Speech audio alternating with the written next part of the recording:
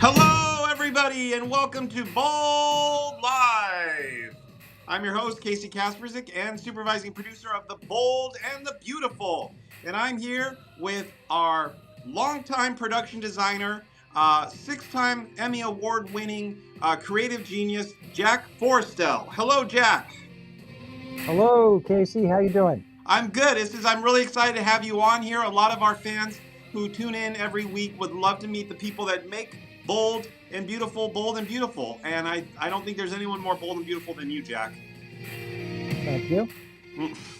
So everyone get comfortable. We're going to talk about how we design and how we create this incredible soap opera for the past 36 years with really an original crew member.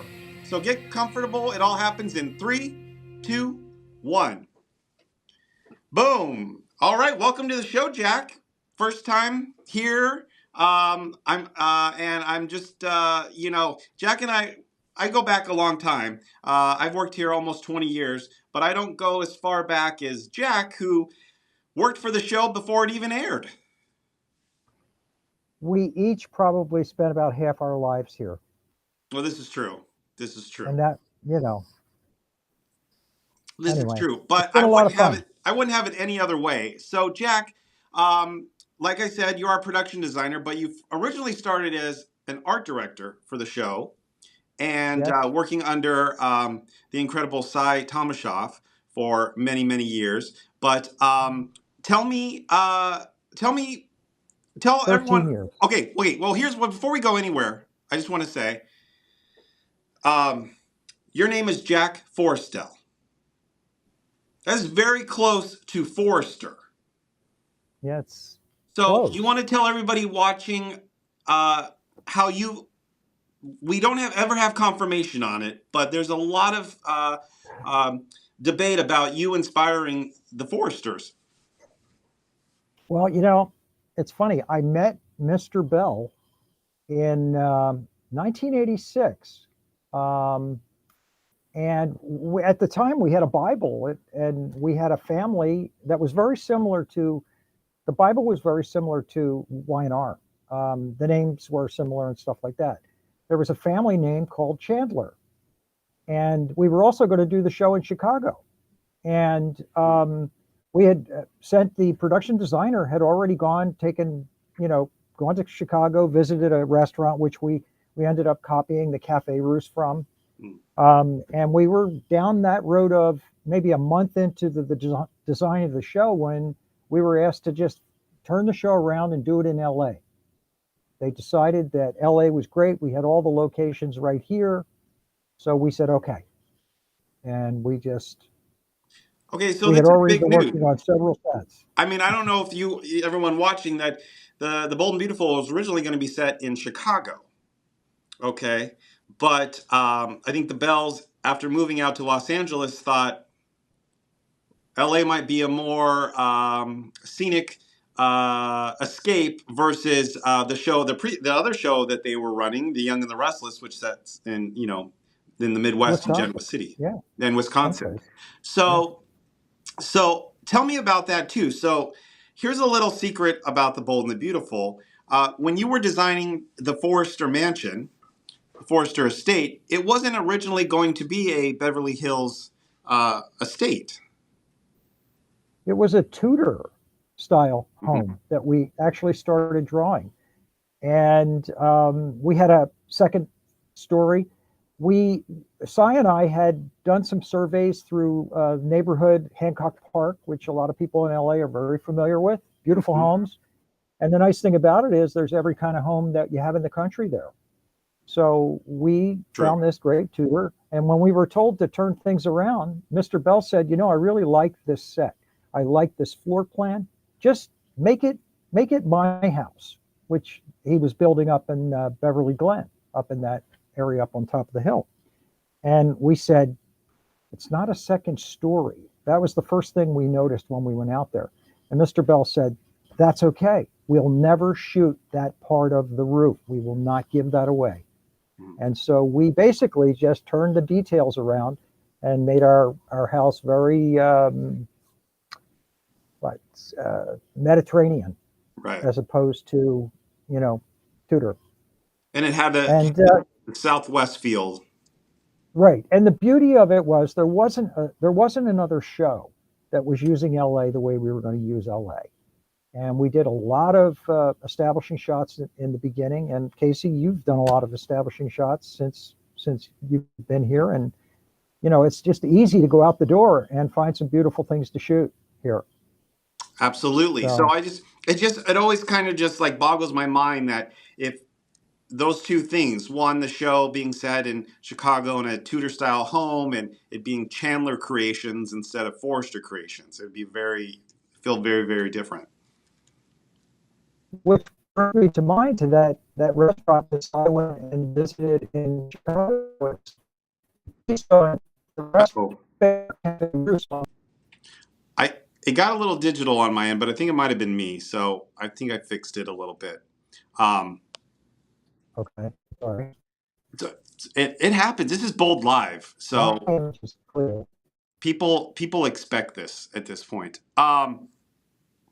Okay, if you're just tuning in, this is Jack Forrestel. He's the production designer for The Bold and the Beautiful. I'm reading some of your comments as they go by. One question I got was from Brian Peel, who is a huge fan from Australia. And he really wants to know, Jack, where do you get your creative inspiration from for the show? We get it from our scripts. We get it from our lines. After many, many years of scripts, you develop an eye for instantly. I guess it's something that most actors are born with. We have this mind eye view of it. So it's hard, as you know, Casey, it's hard. Jack, I'm going to have to stop you. I'm going to have to stop you. Okay. Unfortunately, there's some connection issues. So what I'm going to do is I'm going to... Okay, well, he did it himself. All right. Well, there's Jack. I'm going to have to bring him back on. So just hang on one second. Bear with me, everyone. Mona, I can already sense what you're going to say, but sounds like auto-tune. See, you're... Oh, my goodness. Anyway, hold on. Let me email him. New link, because the old link doesn't work now. All right, so we're going to do that. I'm going to call him. Got him over here. Hey, so I sent you a new link. Let's try that. See if you can come on. Talking to Jack. Okay. Got him on speakerphone over there. All right, so also, did you guys watch today's air show? Okay, wait. Oh, well, Jack's back. Jack's back. You're back. Okay, can you hear me? Yeah. Okay, good. All right, so I'm going to back that back up. So Brian's question is, where do you get the creative inspiration from? We get it from our scripts. I mean, our outlines. Usually there's a brief description, or sometimes it's a phone call. Brad will call and say, "I'd like to do a set, and I'd like you to do it like this," and that's our instant inspiration. So we run with it from there. Yes, but you bring a lot to the table. I mean, he has an idea, but you're the one who really brings it to life. Right. Well, we do. And, every production designer, art director in the business, every theatrical designer, they have a picture in their mind, and it's a gift that we get. It's called our mind's eye, and we see things when we read them. So, I got into this business because I was reading plays when I was in college, and I was visualizing them, and I decided that that's what I wanted to do for a living. So, it's just one of those things. I started drawing pictures from my literary works that I was reading. And that's what I do now. Only now I make them 3D environments that actors can walk and talk in. Well, that's interesting. So anybody who's starting out in this business, I mean, did you originally want to, what did you study to be an architect, I guess? No, not actually. I studied to be a theatrical designer, and I did plays. Okay. Before I did television. And then I immediately started doing television. And I still do plays every once in a while. Yeah, but when you create part of 250 episodes a year, it's hard to do anything else but The Bold and the Beautiful. It is. It Um, is. And I learned that very early on in my career. and when you designed, say, the Forrester Mansion or Forrester Creations, did you have any idea that those sets, the same sets, would be here for over 36 years? Well, we actually planned for that. Now that you bring that up, the Forrester living room was the first set that our shop built that has a steel frame. Instead of wood, we use steel. And we talked about wanting to keep it up on stage, and we talked about rolling it. When we had to take it off stage to allow another show to come in or whatever, we wanted to roll it out. We wanted to, so we were very careful about how we broke those walls. It's one of the best sets that I've ever been part of designing, in terms of breaking it down so that the audience never sees the breaks. Hmm. So Where yeah, where it's did the it's still there because. Go ahead. no, Sorry. where did the inspiration come for Forrester Creations? Forrester Creations. Okay. Um, well, that came from Ralph Lauren, Hmm. actually. Cy Thomas Schaff had an idea. When I met Cy had a briefcase, and in it he had a bunch of photos from Architectural Digest, and he said, "This is the bold and the beautiful." And he laid them out on a table, and we started talking about it. And we designed every set from there. And we were inspired by Ralph Lauren's office that he had back in the mid '80s, because Mr. Bell also said, that Eric Forrester, just assume he's Ralph Lauren, you know, to give us something to go with. So Hmm. we started running with that, and he's an American designer who doesn't just do couture. His kids always wanted to do everything else, but Eric was the couture guy. Well, B Fountain wants to know what's up with the horse picture behind Ridge and Steffi's desk. Well, that is um, that is just part of the original design of the office. I mean, the Ralph Lauren at the time was the Hunt, and that has always been a part of the CEO office. And it's very unlikely that we would ever change that. It was something that we were told, this is what I like, and so this is how we presented everything. Everything was presented in drawings and photographs, and you know before we started. In fact, the CEO office was completely taped out on the floor with Hmm. masking tape. I did it with Yeah. Cy, and I did it one day, and we had a parade of people who came through to agree that that's the size of the set. That's what we want. This is where the desk is going to be. I mean, we thought the whole thing through. I mean, that's pretty cool. I mean, you're literally on the ground floor of everything. Yeah, and it's a very classic. Get back to the Hunt photo. I mean, the Yeah. the, the painting. It's a very classic um, design, so it fits. I mean, I wouldn't have I it any still other love. I way. It's still. I still love that office. That it is one of my favorite sets that we have. It's just it well, will never get old because it's well designed. and about 8 years ago, we made the decision to leave some sets up permanently on stage that will always play. And one was the Forrester Mansion, the other was Forrester Creations, the two offices and the reception area. Right. And every time I Right. give a tour or bring guests on set, they always love to see Forrester Creations and sit in that big green chair and pretend that they're Eric Forrester there designing. It is. Right. I can't imagine the show without that iconic set. Right. I love the design office too. Hmm. That's one of my favorite sets. It always photographs beautifully. I looked at it the other day and I said to my art director, Fabrice Kenwood, I said, I love this set. I still love this set. Yeah. Well, and I never get tired of it. when original longtime director Mike Stitch would direct in the design office, he would always have a low angle looking up at the skylight in the set. So Yep. that he really knew how to shoot that set. Well, that skylight originally was a light. It was a lighting fixture. It Oh was no. not open to the sky. No, that Oh. was an ad that came up a few years into the show, where we said, let's try this. Let's just see see what this does. It's a perfect skylight, Hmm. and we loved it, and the show loved it, and so we wish we had done it from day one. Well, and I know this is a little debate that goes back about what does the exterior of Forrester Creations look like, and I know that you had an idea, and a producer at the time had an idea. Sometimes the producer, that idea is the one that wins, but Right. that was a big deal to decide what does the exterior look like. It was, yeah, it was, and we were told what the exterior looked like, and we said, okay, that's fine. I learned a lot from Cy Tomashoff, and one of the things I learned from him was being malleable, and Mm-hmm. being agreeable with my producers.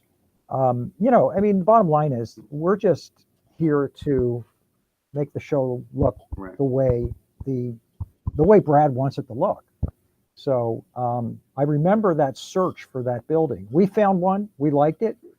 There were problems shooting it. That was really the only problem with the building that we located. It was right on Beverly Boulevard and very difficult to actually, shoot. You might Well, have to stop traffic, that kind of right. thing.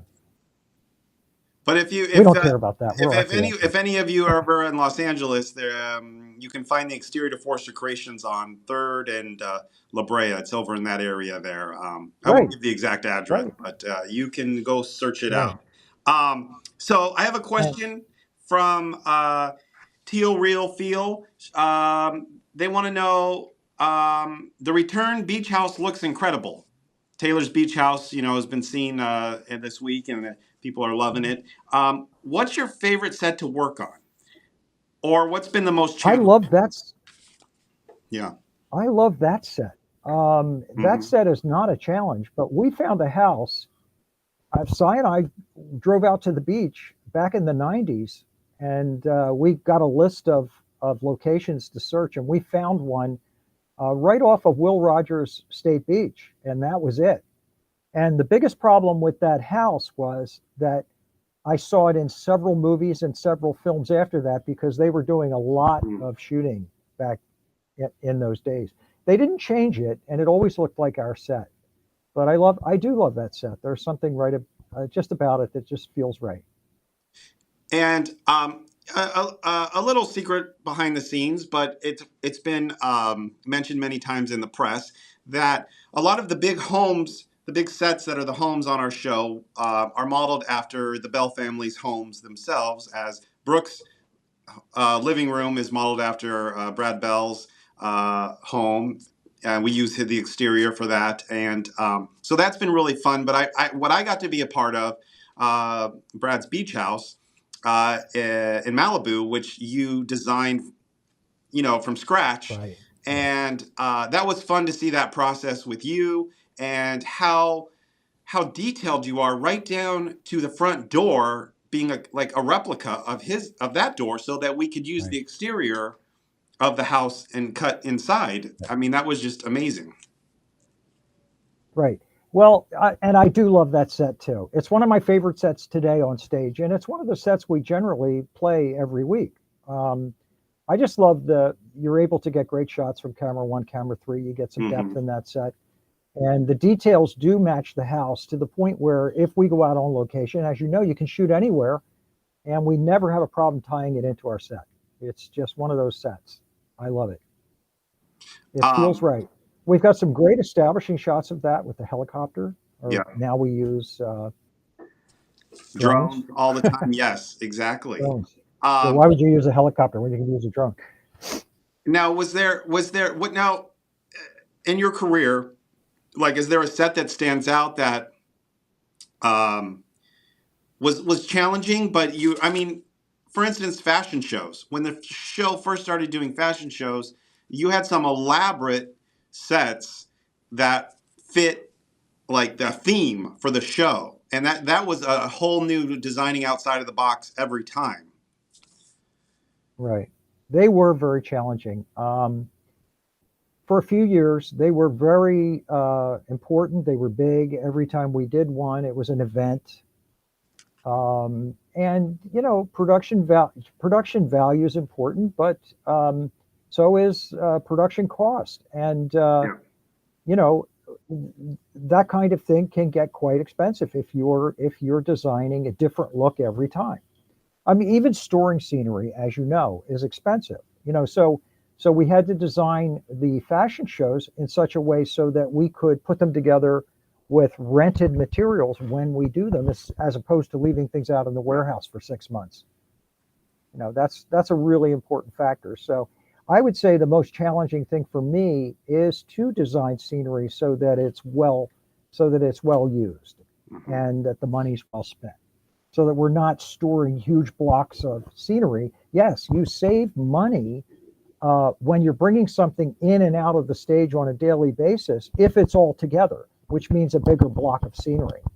But at the same time, then you have more square footage and you're paying more for rental. So you have to somehow come up with a middle ground there. And I think we've done that. I want We to hit some store a lot of questions. scenery on stage because, I yes, okay, and well, no, it's true.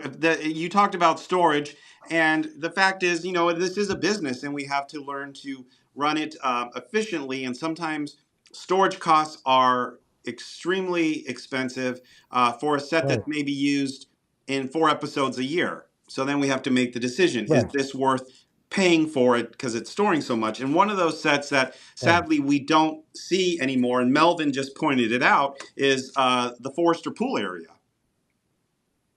Yeah, that's right.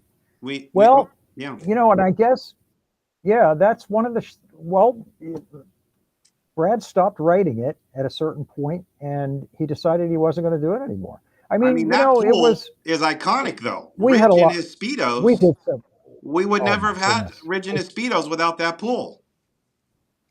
We had some fun. We had people dive in that pool. That pool's 6 inches deep. Hmm. And we actually had a few scenes where Sally fell in the pool or pushed somebody in the pool. I remember we had to build a ledge that was 3 feet off the ground and fake that. Yeah. And we were able to pull that off, which is No, all part Darlene of, Conley was in the television fun. pool, and Stephanie and Yeah, Sheila, yeah, they fought in the pool. Like that. That yeah. was and I remember. I think it was probably like maybe I was an intern still, and I remember Bridget had to swim out of the pool, and I was like, "How do they do this?" Because it was just a little like 3 foot pool, but she's like Was. gets It down and then just was. kind of comes up on camera and comes out of the pool, and you hear Yeah. splashing, so you feel like. It's bigger than it is, and then they come out. It's really cool magic. We had a special effects guy standing there throwing a bucket of water for a splash, that kind of stuff.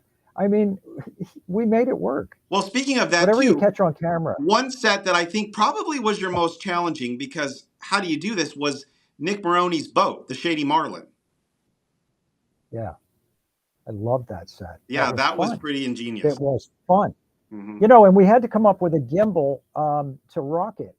And gimbals are very expensive. It's a lot of hydraulics and you have to bolt them to the floor. We cannot bolt to our floor in our studio, as you know. Everything rolls in and out of our studio. So what we did was we found this, it was called a boiler cap. And basically it's a half of a globe, a steel globe. And we actually put the set on that. We built the set so that we could use it without it or with it. And we put it on top of it. And then we were able to put inner tube tires around the perimeter and actually rock the boat. Yeah. And as you know, you were here, I know. We ended up adding on and adding on. We had the front of the boat. We at one point we had a tank that the boat was in. We did all this on our stage. It was pretty incredible. Very challenging, but I always felt very successful. You pulled Love off that so much story. in such a tiny little box to make it look Yeah, like a boat, and no, that yeah. was a lot of fun. Okay, I want to hit some questions real quick. The fans want to know: is the Big Bear cabin? You all remember the Big Bear cabin and Liam and Hope's cabin? Are they the same or are they different? They're different. The There you Big Bear go. cabin was a separate set. The Liam and Hope's cabin is an actual cabin that sits on the property of our Well, the exterior sits on Brad's property. our head writer. Yeah. It, yeah, and we use it as all the establishing shots of it are are existing, but I matched the cabin to exactly what is there. I mean, it's a very good representation of exactly what is there. You know what my Now favorite? we've been forced to Yeah. go ahead.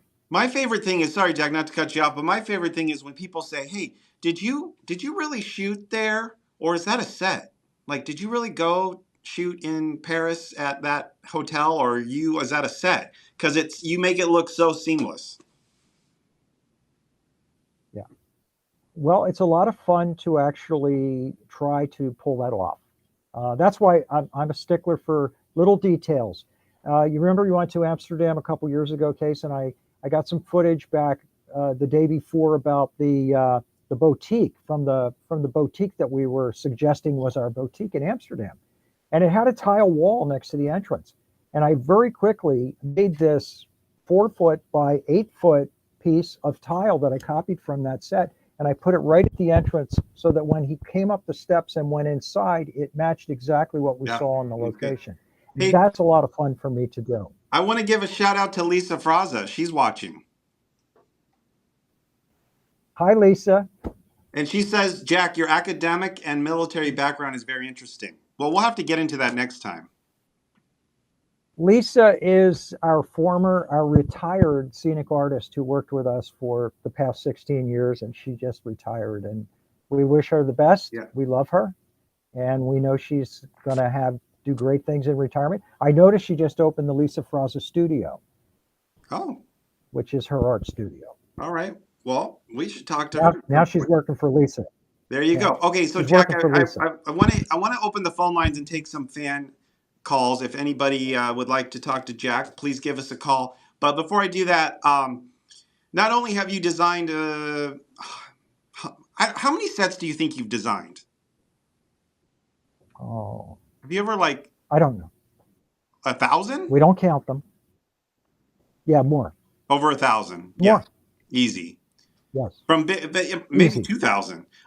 Easy, and I know that not because I count them, but because the way we store our sets, we started with number one, and we go up.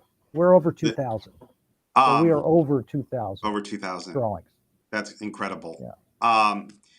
What I was going to ask is, so not only the sets you've designed here for Stage 31, but internationally, when the show had Lake Como, for instance, and the Villa d'Este fashion show, what was it like going on location and having that opportunity?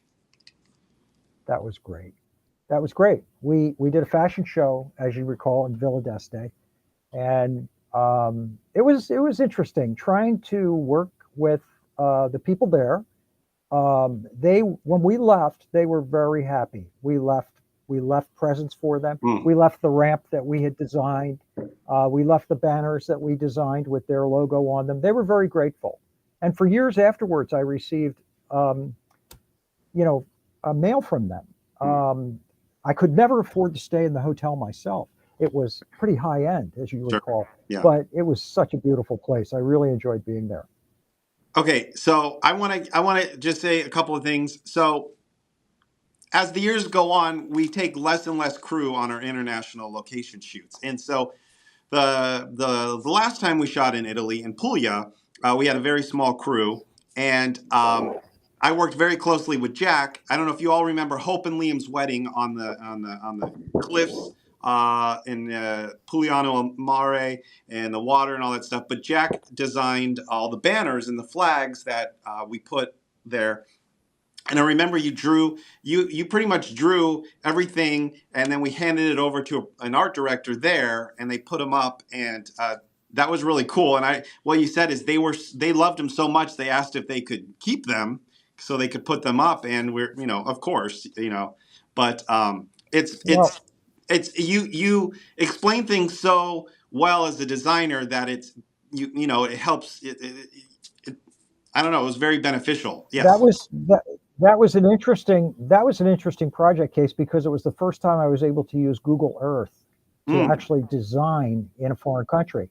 And what I basically did was I found a lamppost right nearby where we were going to do the wedding, the stairway, and I looked at everything and I scaled. There was a person standing next to the lamppost, and I said, That person is 6 feet, so this is how we're going to go. Yeah. And so I basically designed everything based on that scale that I invented. And it was close enough that we were able, when you got out there, you were able to actually hang the banners and things like that from the lamppost. Right.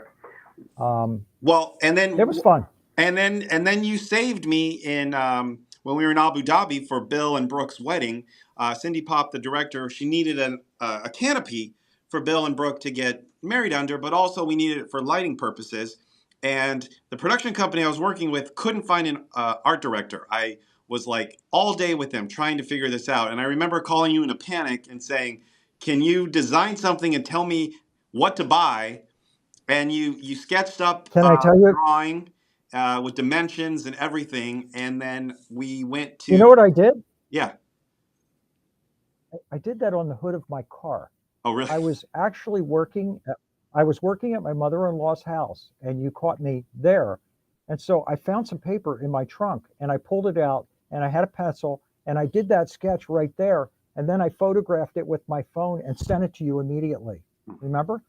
That's how I did that. I did it on I the didn't hood know of my where you did it car. or how you did it. You just did it like within an hour, and like somehow was able to get the supplies. And remember, Torsten K and Brad, they all pitched in, and we built it like perfectly, just like you drew it. It was like, I was like, those where I was like, well, I wish we would have brought Jack because I would have been less stressed. Well, But the other thing, the one thing, I guess, you just have to be fast in this business. yeah. That's one thing. You have to be able to be decisive and quick because we don't have a lot of time to deliberate. Usually we have to make a decision. We're preparing for next week and we have a couple of days and that's it. So, that's why we're constantly bugging you for information and stuff. We just There you need go. to Well, I do. figure I out what do we're want to going to get do. to the phone line before we conclude our Bold Live. So Okay. let's see who's on the phone. Hi, welcome to Bold Live. What's your name? Where you call? Oh, no, it's ringing twice now. That's a new thing for us on Bold Live. Hi, welcome to Bold Live. What's your name? Where you calling from? Hey, Casey, how you doing? This is Kiki. I'm from South Carolina. Hey, say hi to Jack Forrestel. How you doing, Mr. Hello. Jack? How you doing? Nice to meet you, sir. Hi, Nice Kiki. to How you meet doing? you. Oh, Nice. I'm Nice to good. meet I'm you. good. I was just nice to meet you too as well. I was just sitting here watching y'all on Bowling the Beautiful live, and I'm trying to figure out what kind of question I have, because it seemed like you didn't mention everything. What Because did you you? was mentioning about Did you the cabin about Hope and Liam, the cabin that they was living in, and he was mentioning about Big Bear. Was that the same?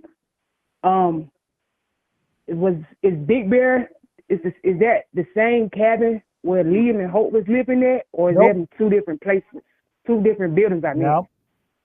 No. Their cabin Okay. is in Homely Hills in Los Angeles, Okay. and Big Bear is about 2 hours drive Okay. from there. So, Yeah, it's completely different walls, Okay. different set Okay. pieces. But I will tell you this. So but if no, Hope and Liam's cabin, which we call Brooks' cabin because it's on Brooks' property.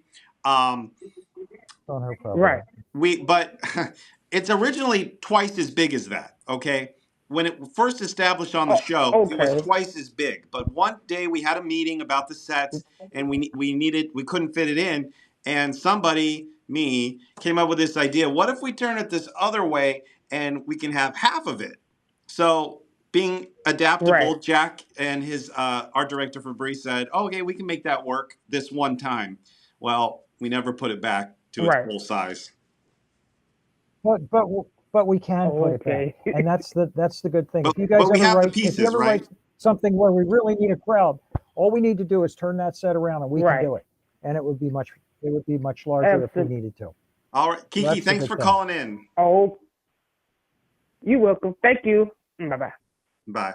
All right, Bye let's see bye. who else is on the phone line here. I guess it's going to ring twice.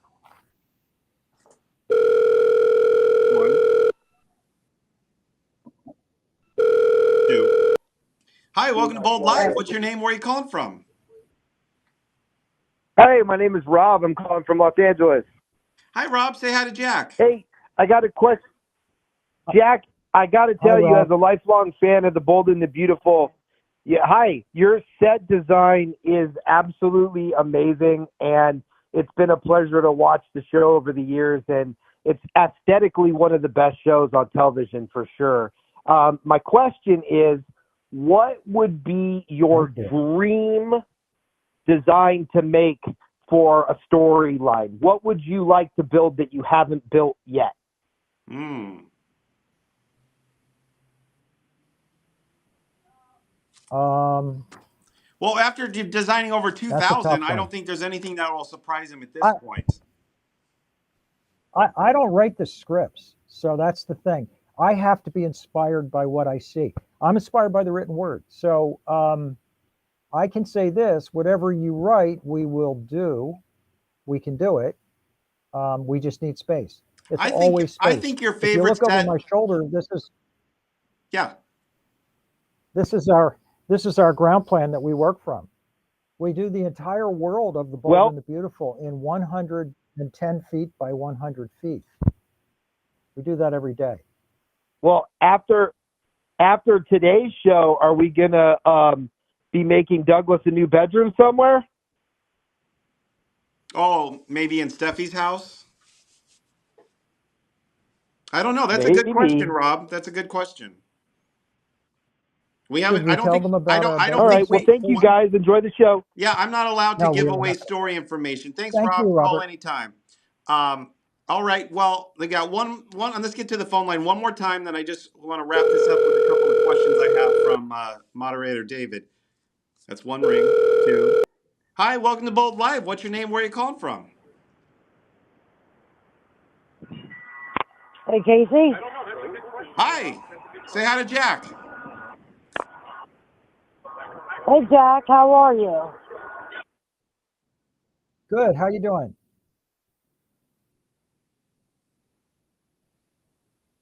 Who's this? I don't know. Well, We lost him. hello. I have to hang. We lost them. All right. Well, Jack. Okay. Some people said, Gracie Cooper. I miss Big Bear. Will we see it again? I don't know. She also misses Well, that's Cafe up to Russe. Brad. I miss Cafe Russe too. That was Oh, sad when we had to say I miss goodbye to Cafe Cafe Russe too. Russe. Yeah. Angie Theo. Any new sets coming? Well, yes. I can't. There We can't will talk be. about it though. Yeah. We can't tell. We can't give anything away. You know, do people But realize? yes, Oh wait, I'm curious if the keep fans watching. realize Carter's Loft, which was Ridge's Loft, but originally that was Constantine's Loft. Remember Constantine when we had the boldface challenge? Yes. That was Constantine's Loft, and you had Yeah. a recording studio as part of it. And then that There's storyline went subtle away, changes. Yeah. and you morphed it into Jackie M's apartment, and you put a Yeah. bathtub in there. Yeah. And then Maya lived there, Jackie lived there, and now then you sort of changed it again for when it was Ridge's Venice Loft, but now Carter lives there. So I don't know Yeah. if you all, Yeah. as fans of the show, realize that sometimes sets morph into new sets. We like our sets so much that we give them to other characters. What we do, I mean, and we do it in the show. I mean, characters give, like, here's the keys to my loft. Why don't you just move in? And that's kind of fun because I like that set. Well, I think something that's fun with your job now is you have all these set pieces and trying to make new sets out of uh, you know, old sets. Like it just how do you make them fresh again? Well, you know, Casey, that whenever you ask me to throw something out, I give you a hard time, right? And I there's a know. reason It was for very that. difficult. If it's a good piece of architecture, I don't want to get rid of it because I know I'll use it again. I struggled recently looking for a front door, just that kind of thing. So I know I can repurpose any wall that has decent architecture. I can just repurpose it, and that's what I do, and that saves us money down the road. Yes, of course, you have to pay for storage. So, it's a happy argument we have with each other.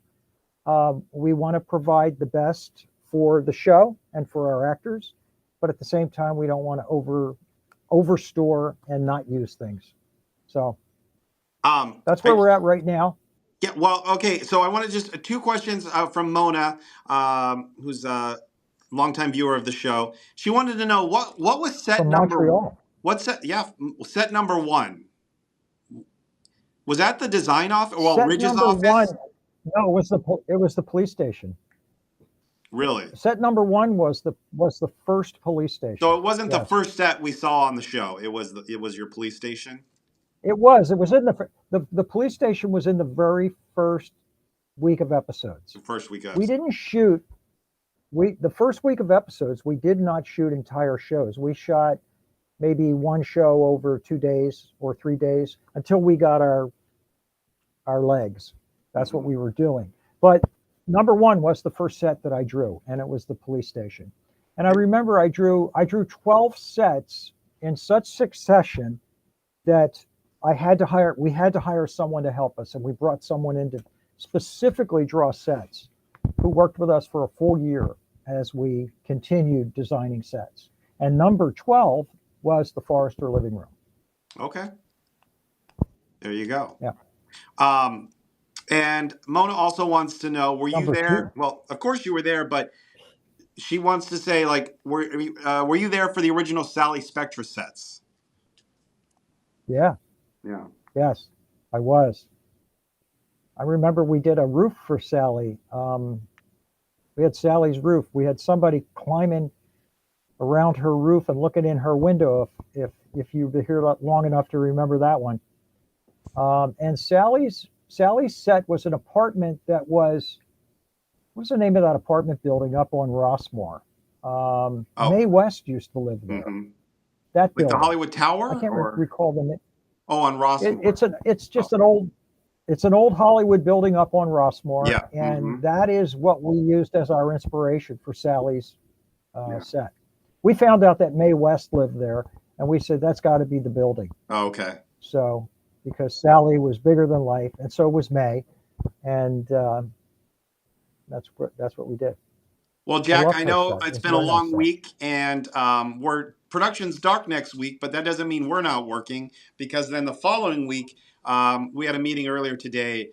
It's going to be quite intense. There's a lot going on. Wow. Stories building. We're building to a big thing, so it's getting exciting. I'm really excited for you guys to see when the shows we're shooting next week will air. But there's a lot of action. Let's just say there's a lot of action going on. Yeah, a lot for 1 week. Do you ever get stressed out, Jack? You're not going to be. Bar. Do you ever get stressed out? You're not going to be able to make it work. Yeah, of course. Yeah. Yeah. But somehow you do. Every Wednesday through. Night. You always come through. You always make it better than you could have imagined, and you put up with the producers, and I really appreciate it. And I've enjoyed working with you for 15 years as a producer. And I remember one of the first things you said to me was I can help you, so let me help you. And you've helped me quite a bit. And so I really appreciate all that you do. That's what we try to do. That's our main function here, is to work as a team. The one thing about television is it's collaborative. It has to be collaborative. A lot of people involved. Well, we're like a factory here. We're a well-oiled machine. It's what we do is almost kind of like breathing. I was thinking about it coming to work today. It's breathing. We kind of do it without thinking, but what we love more than anything is when there's something new and we get to be creative and just kind of have some fun. So yeah. Well, Jack, I hope you'll come back again. Story factory. Yeah, Story Factory. You got to come back next week. I'm going to wrap up the show, but thank you so much, and we'll talk later. Thank you so much. Bye, everybody. All right. Bye-bye, Jack. All right. Well, there you have it, everybody. Bold and Beautiful production designer, Jack Forrestel. I had some photos I was going to have some photos I was going to share, but you know what? We ran out of time. So I'll have them next time. That's how quick it goes. Well, you know what? Since we're talking about sets, I took these quick photos, and it's not the same without him. But like for instance, here's a photo of the Maroney living room. So you all remember the Maroney living room? It's no longer here. We no longer have the Maroneys, but there's like the concept to the design. It's like it's so elaborate, and I won't even tell you how much that cost to build. When I found out, I was like, "Are you kidding me?" But that's so much fun. And what else is he gonna say? Oh,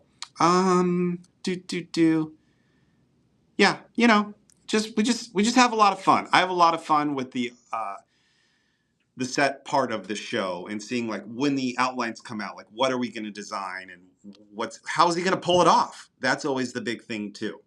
I want to thank you all for being here today and participating in the show. And if there's somebody else, a different crew member you'd like to see, please reach out to me at Casey Cass on Instagram or on Twitter at Casey Kasprzyk and tell me, hey, I'd really like to talk to the wardrobe designer or the makeup department. Maybe they have some makeup and hair tips. So let me know, and we'll try to get some more crew members on the show as Bold and Beautiful starts heading towards our 9,000th episode, which we'll be taping very shortly. Can you believe that? 9,000 episodes. And I joined the show around 4,100. So that's how long I've been here. Don't even ask me what my favorite episode is. I'll say my favorite episode is the next episode. So keep watching and keep talking about the Bold and the Beautiful. You guys all have a great Super Bowl Sunday. Who you rooting for?